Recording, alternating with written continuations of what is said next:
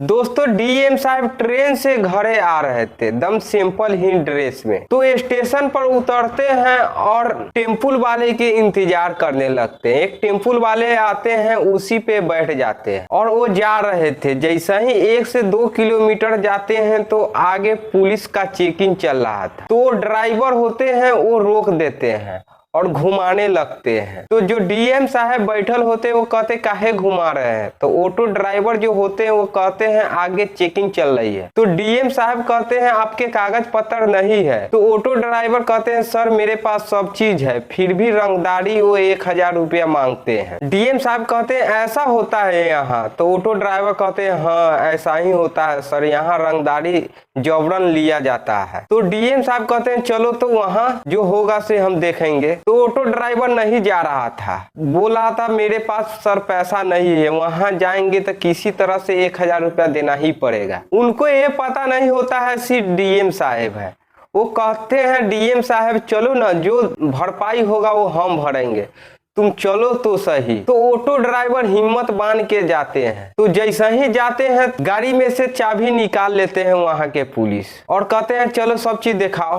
Driver अपने गाड़ी में से सभी कागज पत्र निकाल के दिखाते हैं। तो पुलिस कहते हैं सब चीज ठीक है, फिर भी जानते हैं ना यहाँ 1000 रुपया लगता है। तो ड्राइवर बहुत गिरियाने लगते, कहते सर मेरे पास नहीं है पैसा, जो भी पैसा था सब खर्चा हो गया है। तो जबरन करने लगते हैं पुलिस और एक चाटी ड्राइवर को मारते हैं। कहते पैसा नहीं है तो गाड़ी काहे चलाता है। तो डीएम साहब को बहुत गुस्सा लगता है, गाड़ी में से उतर के बोलते हैं कौन चीज का पैसा लगेगा, सब चीज टाइट है तो आप किस चीज का पैसा ले रहे हैं। तो पुलिसकर्मी उनको भी बोलते हैं, कहते तुम शांत रहो, आराम से बैठो गाड़ी में, तुमसे पैसा नहीं मांग रहे, यहाँ ड्राइवर से पैसा मांग रहे हैं। तो जो डीएम साहब सिंपल ड्रेस में होते वो नहीं डरते हैं, आपको पैसा नहीं मिलेगा। तो पुलिस कहते हैं तुम ही जानते हो नहीं पैसा मिलेगा, ज्यादा बोलेगा तो तुरंत थाना में बंद कर देंगे। तो डीएम साहब गुस्सा हो जाते हैं, कहते चलो तो थाना में बंद करो। तो वो इतना बोलते हैं तो पुलिस वाले गुस्सा जाते हैं और सही में दोनों को पुलिस पकड़ के ले जाते हैं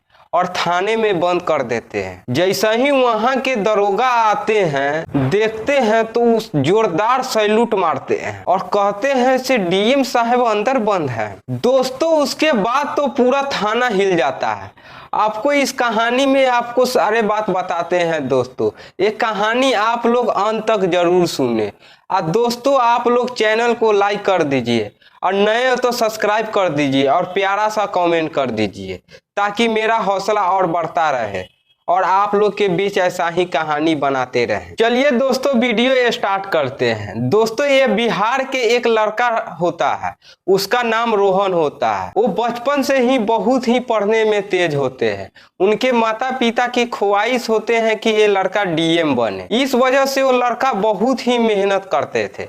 उनके माता पिता जमीन जट्ठा भी बेच देते थे उनके पढ़ाई के चक्कर में। वो किसी तरह से करके वो 12th पास हो जाते हैं बिहार में और उनको पढ़ने के लिए उनके माता पिता दिल्ली भेज देते हैं। वहीं पे मन लगा के पढ़ते हैं। वो कुछ साल के बाद वहां से वो एग्जाम निकाल लेते हैं, उनका सिलेक्शन डीएम में हो जाता है। उनका पोस्टिंग उत्तर प्रदेश के एक जिले में हो जाते हैं।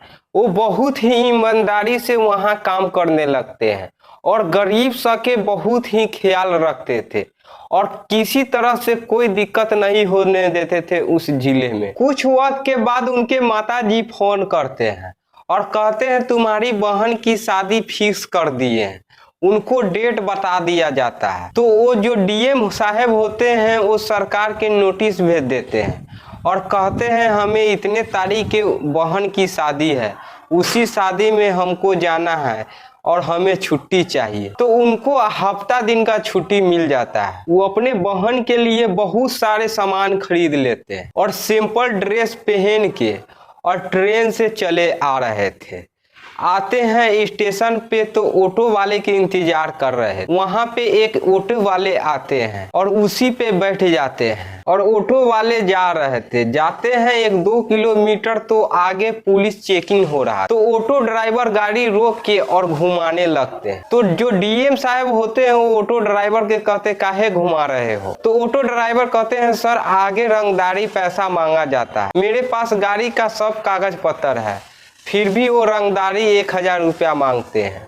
जो डीएम साहब होते हैं वो कहते हैं चलो तो तो ऑटो ड्राइवर के ये पता नहीं होता है से वो डीएम साहब है, तो इस वजह से कहते हैं नहीं सर हम नहीं जा पाएंगे, मेरे पास पैसा नहीं है। तो डीएम साहब कहते हैं चलो मैं जितना होगा सो मैं भरपाई कर दूंगा, तुम तो चलो तो सही। ऑटो ड्राइवर हिम्मत बहान के जाते हैं, जैसे ही जाते हैं तो वहां के पुलिस गाड़ी रोकवाते हैं और कहते हैं साइड में लगाओ, और गाड़ी का चाबी निकाल लेता है और कहता है सभी गाड़ी का कागज दिखाओ। तो ऑटो ड्राइवर पूरे कागज पत्र दिखाते हैं, तो पुलिस वहां के कहते हैं सब चीज सही है लेकिन तुमको पता है ना यहाँ 1000 रुपया लगता है। तो ऑटो ड्राइवर कहते हैं सर मेरे पास कुछ भी पैसा नहीं है, जितना मेरे पास था सब खर्चा हो गया। तो ऑटो ड्राइवर बहुत ही गिड़गिड़ाने लगते हैं। पुलिसकर्मी कहते हैं हम कुछ नहीं जानते हैं, हमें 1000 रुपया चाहिए तो चाहिए। तो ऑटो ड्राइवर बहुत ही गिड़गिड़ाने लगते हैं, फिर भी पुलिस वाले नहीं सुनते हैं और एक चाटी जड़ देते हैं। उसी गुस्सा में डीएम साहब निकलते हैं और कहते हैं कौन चीज का पैसा लीजिएगा सर? तो कहते हैं यहाँ 1000 रुपया लगता है। तो जो डीएम साहब सिंपल ड्रेस में होते हैं अगर नहीं देंगे तो वहां के पुलिस कहते हैं नहीं दीजिएगा तो थाना में बंद कर देंगे। तो डीएम साहब कहते हैं ठीक है मेरे को थाना में बंद करें, और दोनों में बहुत ही झंझट होने लगता है। इस वजह से वो पुलिस गुस्सा के थाना में दोनों के ले जाते हैं और बंद कर देते हैं। कुछ वक्त के बाद दरोगा वहां के आते हैं तो देखते हैं कि डीएम साहब उसी वक्त सैल्यूट मारते हैं और कहते हैं ये कौन बंद किया है? तो वहां के पुलिसकर्मी सब डर जाते हैं और सब टेंशन में हो जाते हैं से ये कौन चीज है से इनको सैल्यूट मार रहे हैं। तो वहां के दरोगा कहते जल्दी खोलो गेट, जल्दी खोलो। वहां के पुलिसकर्मी सभी गेट खोलते हैं और डीएम साहब को निकालते हैं, और वहां के जितना पुलिसकर्मी होते हैं वो दरोगा साहब से पूछने लगते हैं कौन है। दरोगा साहब जैसा ही कहते हैं ये डीएम है यूपी के, तो पूरे पुलिस देख के चौंक जाते हैं और सभी सैल्यूट मारते हैं। तो डीएम साहब कहते हैं यहाँ के एसपी कौन है? तो वहाँ के दरोगा साहब कहते हैं मोहन कुमार है। तो कहते हैं उनका नंबर लगा। तो दरोगा साहब डरते डरते कहते हैं सर छोड़ दीजिए, गलती हो गया गलती। वहाँ के जितना पुलिसकर्मी होते सभी माफी मांगने लगते हैं और कहते हैं सर हमें माफ कर दीजिए, हमें माफ कर दीजिए। लेकिन डीएम साहब किसी को बात नहीं सुनते हैं और कहते हैं जल्दी से ना एसपी को फोन लगाओ। तो किसी तरह से उनका फोन लगाते हैं और डीएम साहब बात करते हैं और एसपी को बोलते हैं जल्दी से ना आइए। तो एसपी साहब आते हैं और डीएम साहब को सैल्यूट करते हैं। तो कहते हैं यहाँ रिश्वत कितना चलता है, ये सब मेरे यूपी में तो कुछ भी नहीं चलता है, लेकिन देखिए बिहार में ये सब चलता है। तो एसपी साहब को पूरे खबर मिल जाता है और जितना रिश्वत लेते थे सभी पता चल जाते हैं। उस थाने में जितना ही पुलिसकर्मी होते हैं सभी को एसपी साहब और डीएम साहब सभी को सस्पेंड कर देते हैं। ये सब घूसखोरी लेता है, इस वजह से मेरा पूरे तरह से बिहार बदनाम हो गया है। और डीएम साहब को थैंक्स कहते हैं अगर आप नहीं होते तो और ये सब रिश्वत लेते। तो डीएम साहब भी कहते हैं ये सब बहुत ही अन्याय करते हैं, ऐसा लोगों पर आप लोग ध्यान दीजिए।